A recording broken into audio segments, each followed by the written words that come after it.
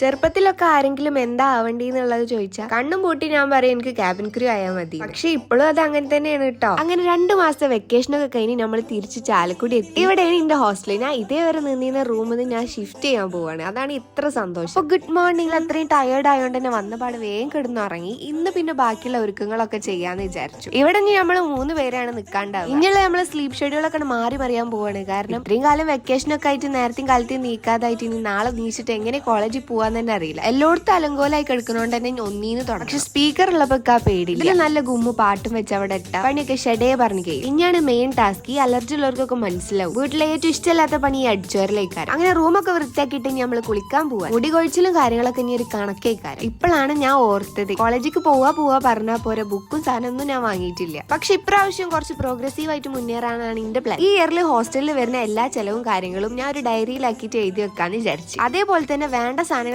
മാത്രം ഞാൻ ഇന്നൊരു ഗ്രോസറി ലിസ്റ്റിലാക്കി എഴുതിച്ചു. ഇനി നമുക്ക് സാധനം വാങ്ങാൻ പോവാം. ഈ ഇയർ എത്രത്തോളം എനിക്ക് സേവ് ചെയ്യാൻ പറ്റും എന്നുള്ളത് ഞാൻ നോക്കട്ടെ. കാരണം ഒരു ഹോസ്റ്റലിൽ വരുന്ന എക്സ്പെൻസും കാര്യങ്ങളും എത്രയെന്നുള്ളത് ഈ പാരന്റ്സിന്റെ മണി കൊണ്ട് അവിടെ ജീവിക്കുന്ന ആൾക്കാർക്ക് മനസ്സിലാവില്ല. റൂമും കാര്യങ്ങളൊക്കെ ഒന്ന് സെറ്റ് ആക്കിയിട്ട് വേണം ഞാൻ അവിടെ പാർട്ട് ടൈമിനായിട്ടുള്ള ഒരു ജോബ് അന്വേഷിച്ച് നടക്കാൻ. അങ്ങനെ ഞങ്ങൾക്ക് വാങ്ങാനുള്ള ബുക്കും കാര്യങ്ങളൊക്കെ വാങ്ങി. പിന്നെ A4 പ്രത്യേകിച്ച് വാങ്ങി. കാരണം ഞാൻ അസൈൻമെന്റിന്റെ ഒക്കെ ഒരു കഥയ്ക്കാരം. എത്രയൊക്കെ ആരൊക്കെ ഉണ്ട് എന്ന് പറഞ്ഞാലും ലൈഫിൽ ഏതെങ്കിലും ഒക്കെ ഒരു മൊമെന്റിൽ ഒറ്റയ്ക്ക് ജീവിക്കേണ്ടി വന്നാൽ ഇങ്ങനെയൊക്കെ എന്തൊക്കെ ചെയ്യാന്ന് അറിഞ്ഞിരിക്കുന്നത് വളരെ ഇമ്പോർട്ടന്റ് ആണ്. ഇപ്പോൾ നമ്മളെ ചുറ്റിലും കുറെ സ്ട്രഗിൾ ചെയ്യുന്ന ഒരുപാട് പേരുണ്ടാവും. അപ്പൊ മറ്റുള്ളവർ എന്താ കാണിക്കുന്നത് അവരെ ജഡ്ജ് ചെയ്ത് നടക്കാതെ സ്വയം കാര്യം നോക്കി നടന്നാൽ നിങ്ങൾക്ക് രക്ഷപ്പെടാം.